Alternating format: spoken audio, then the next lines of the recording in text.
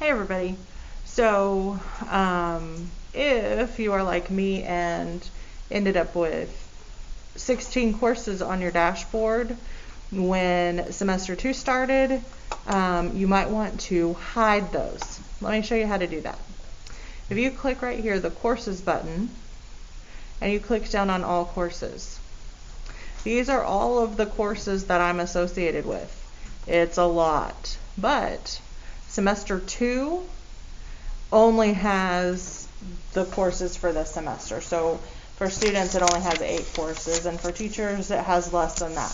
So if you will go through and star, and if you click the star it'll turn red, star just the courses for semester 2 and any of the ones that you want on your dashboard. So some teachers have sandboxes or lesson builders. Go ahead and star those as well.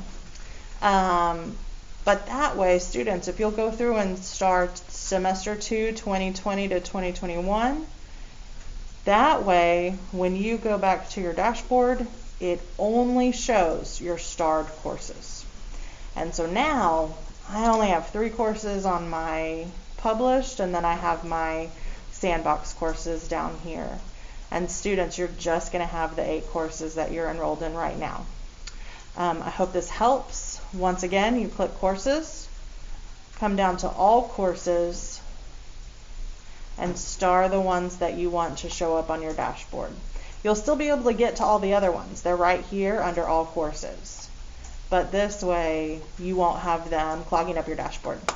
I hope this helps.